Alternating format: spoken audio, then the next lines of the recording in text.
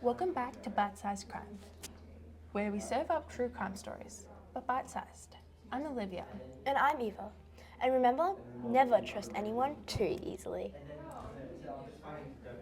Today's case, it's one that has haunted America for decades. A case full of twists, theories, and unanswered questions. We're talking about the tragic death of JonBenét Ramsey. A 6-year-old beauty queen found murdered in her own home on Christmas morning. A ransom note, a suspicious crime scene, and a media frenzy that still hasn't died down. But who killed JonBenét? And why, after all these years, does this case remain unsolved? Before we start, a quick warning. This case involves the murder of a child as well as discussions of child abuse and violence. If that's something you're not up for today, take care of yourself and we'll catch you in the next one.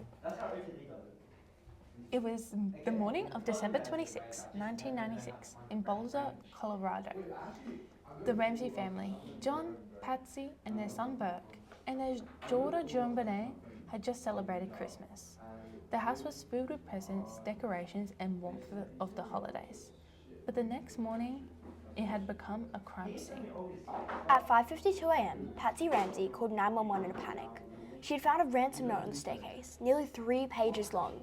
It claimed that JonBenét had been kidnapped and demanded $118,000 for her safe return. That number? It was eerily close to the exact amount of John Ramsey's Christmas bonus. The note was strange. The wording was dramatic, referencing things like borrowed fractions and claiming that JonBenét would be beheaded if they went to the police. But Patsy had already called 911, and within minutes, officers arrived. Despite the note claiming a kidnapping, the Ramseys never left the house to wait for a ransom call. Instead, police and friends gathered inside, contaminating what is supposed to be a crime scene. Hours passed, and then at 1:05 p.m., John Ramsey made a discovery that changed everything. In the basement of their home, he found JonBenét's lifeless body.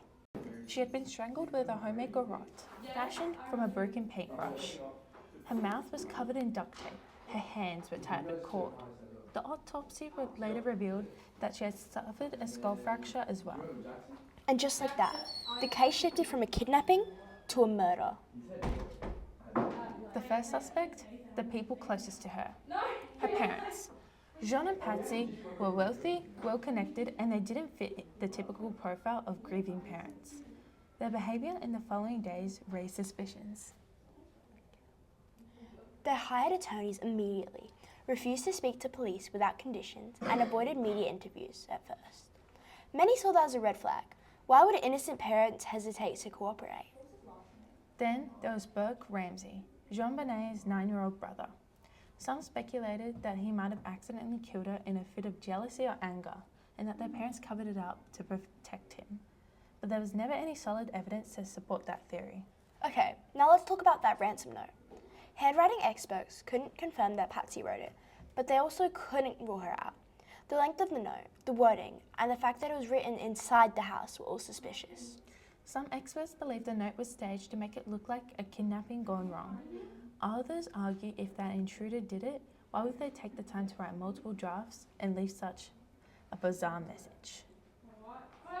But if it wasn't the family, who else could have done it? Some believe an intruder broke in that night. There was a broken basement window and an unidentified footprint near JonBenét's body. There was also unidentified male DNA found on her clothing, DNA that didn't match anyone in the Ramsey family. Over the years, multiple people have falsely confessed to the crime. One of the most infamous was John Mark Carr, a man obsessed with JonBenét. He claimed to have been there when she died, but his DNA didn't match, and his story was full of empty holes. And there's a theory that JonBenét's death was the result of something more sinister. Maybe a cover-up of abuse, maybe a planned attack.